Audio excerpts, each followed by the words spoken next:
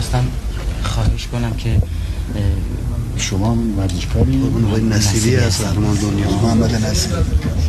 وزن هوا کوچولو هستی شما؟ قهرمان دنیا هست. شما آقای نامجو هستن، آقای نامجو قهرمان المپیک و دنیا.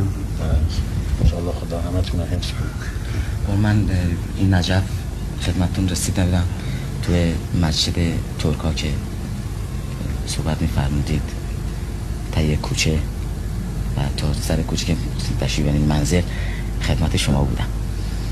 انشاءالله موفق باشید. سلامت و باشید. می‌خواستم من خواهش کنم که یک سرود ملی مملکت ما رو دستور بدین که هرچه زودتر این انجام بشه، چون مسابقاتی که در پیش هست، چون در میدان‌های بزرگ ورزشی سرود اون مملکت رو میزنن.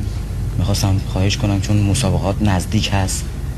خب اینا با کسانی است که باید به اونها رجوع بکنید. من که دیگه سرودساز نیستم که بتونم.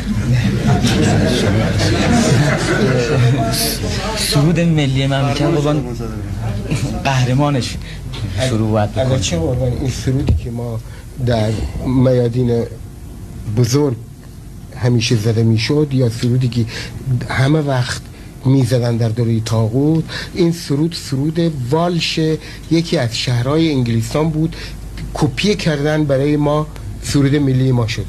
البته خیلی ما در مسابقات اینا خجالت میکشیدیم ولی چاره نداشتیم، ولی باید بالاخره این سرود بفرمایید که تغییر کنه. بله البته یه سرود ملی اسلامی. بیشتر همه چیز وابسته به غیر بود. همه چیز وابسته یا به انگلستان بود یا به اون موقع جرأت